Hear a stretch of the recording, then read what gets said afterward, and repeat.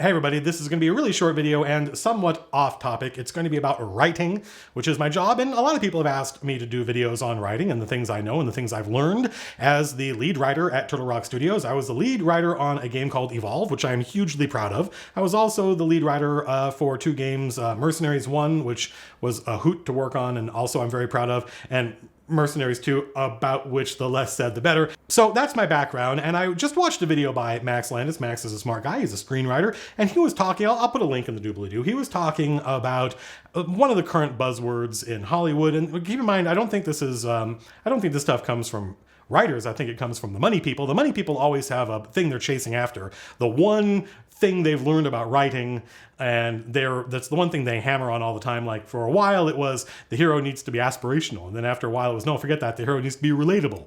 And of course the people saying the hero needs to be relatable were the new guys that didn't even know the old studio heads that said the hero needed to be aspirational. It's just this generational cycle of the new buzzword that makes the people who aren't writers feel like they know something. They know this one thing, like for instance the hero has to have agency. That's what Max's video was about, and so that's the thing they harp on right now. But this is all coming, I think, largely from the money people. They're not writers, they're not creative types, they're a bank basically, and they want to loan you money to make your movie or make your game or make your TV show. And because they have the money, they feel like that entitles them to have an opinion on the creative process, and of course, they're completely correct. It is their money. But they often say things that make those of us in the trenches who are doing the actual labor, doing the actual hard, heavy lifting of writing, kind of scratch our heads. So that's the subject of this video, is this one of the things, of course there are many, one of the things I have learned as a writer, specifically when I've been in meetings with typically the publisher, the money people, one of the things I've learned, and it may be useful to you in your life, is that the people paying for the thing are primarily motivated by fear. They're motivated by fear of failure, and one of the things that they think causes failure is confusion. And I think that's probably true. Confusion is a negative experience. Being confused is upsetting. We do not like it, but being confused is not the same as not knowing. And that's the trap they fall into, is they feel like if you don't know something, if you haven't explained something over and over again to the point at which it's obvious even to a 5-year-old, they fear the player or the viewer is going to be confused. And I am here to tell you, as a writer, as an artist, as a creative person, I do not worry about the player or the reader or the viewer not knowing. It is not your job as the writer to explain things. No one ever says, hey, I have the evening free, let's all go to the movies and have something explained to us. No, it's your job as the writer to engage the audience, to put something in front of them that is dramatic, that has tension and resolution. That's your job. And it turns out that explaining things to the audience and engaging them are orthogonal. They don't really have anything in common. They maybe intersect in this one little point, but apart from that, it is entirely possible, and maybe even you could argue desirable, that just hooking the audience can be done without the audience having any idea what the hell is going on. How many video games have you played? I think video games are great for this. And video games, I think, suffer because you are playing something. The people paying for video games are more afraid that the player is not going to understand what's going on than the people paying for movies, because the people paying for video games are aware that it's up to you to decide where to go and what to do. You're the one following the little yellow dot in the UI, going from point A to point B, going on the next step of the quest or whatever. And if you don't have any idea what the hell is going on, you're going to check out. And there is some truth to that. I don't mean to make it sound as though, that's what I meant when I said confusion is a negative experience, but it's different than not knowing. I'll give you an example. I was working on Evolve, and we were building a whole science fiction universe kind of from scratch, and I think we did a pretty good job. It's one of the things that people seem to really like about the game was the setting and the dialogue and the characters. And early on in the process, I would be writing stuff and sending it to people, and the money people would respond with comments like this. They would say, I'm going to use some terminology from the game, but I think you'll be able to follow along. They would say, I don't understand, what is hub? I read all this stuff, the characters talking about hub, and nobody ever explains it, and it doesn't make any sense. And they would either say, one, you can't call it that. You have to be more explicit. You have to call it whatever it is. Or two, you have to explain the hell out of it so that even a 5-year-old knows what it is. And I would say, okay, well, I would be in meetings and I would say, what do you think it is? And the person asking the question would say, I don't know, it's like Earth or the solar system or something. And I would say, you're exactly right. That is exactly what it is. You felt like you didn't know, but really what you meant was no one had explained it to you. It turned out, when asked, You got the answer exactly right. Hub is the term in Evolve for Earth and the solar system.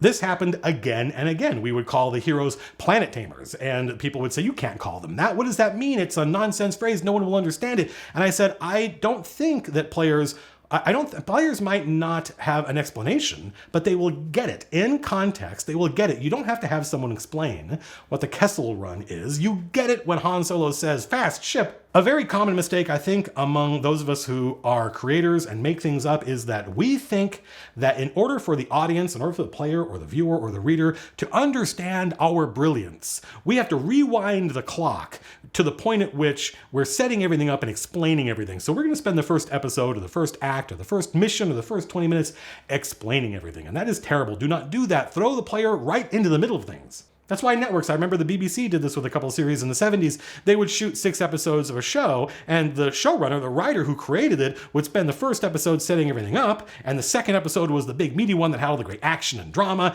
and the BBC would say, thank you very much, and they would take the show, and they would take the first 2 episodes, and they would reverse them. So you get hooked first and explained to second. And it turns out that's a pretty good way to do it, because since you are hooked first, you are now ready for the explanation. You now crave knowing who are these people, but you are already in love with them. Don't worry too much about explaining things. You don't have to spend all of your time in notes.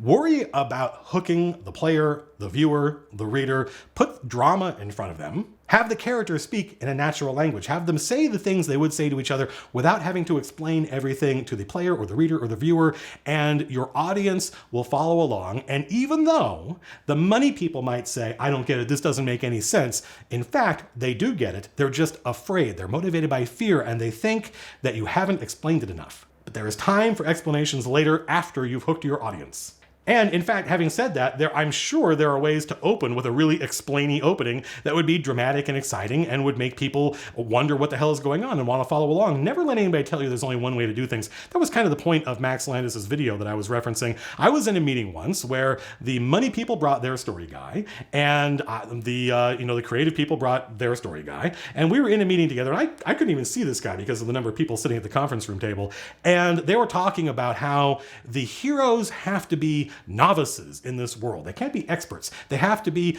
player surrogates, right? So that the player who doesn't know anything is there with the hero who doesn't know anything. And that gives us the opportunity to explain everything to the hero, which is explaining everything to the player. And that is the only way to do something like this. And then once that person was done talking, all eyes turned to me, and I didn't disagree with them. Obviously that is a way to do it.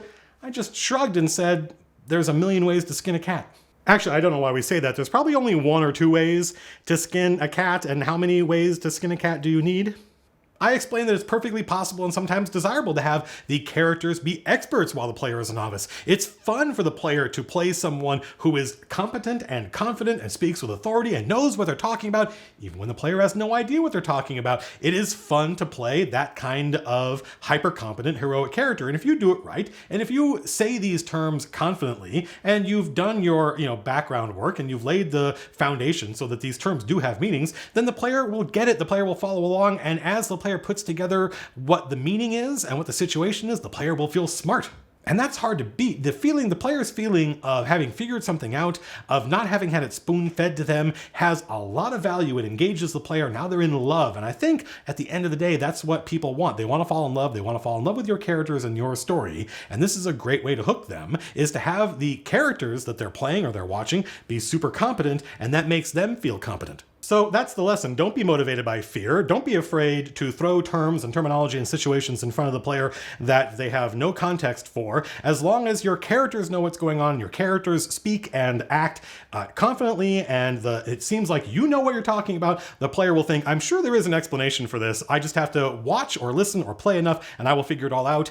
And the good news is they are correct, and that is a lot more fun, is a lot more engaging for the player to hear these terms and see these situations and build something in their head that reflects that and put it together themselves than it is for you to tell them. If you just tell them now you don't need an audience. Leave space for them to create answers in their head based on the things that you've said, and you've inspired them, and you've engaged them, and you've made them complicit in the creative process. How many times, I don't know, almost every session, getting back to the original subject of this channel, have I, as a dungeon master, said something in a matter-of-fact way without embellishment or explanation, and the players have to figure out, what is this character talking about, what is this situation, and in the process of them arguing and debating it, they hit the right answer. They figured out themselves. Many is the time that you will sit there thinking, oh, they're confused, they're not going to get it, but if you just wait and sit back and listen, they will eventually hit upon the answer. It's not your job to explain things to the player, it's their opportunity to figure things out. Now, they may figure out the right answer and then throw it out. That happens all the time too. They get exactly correct what is going on in your world or your adventure or your setting,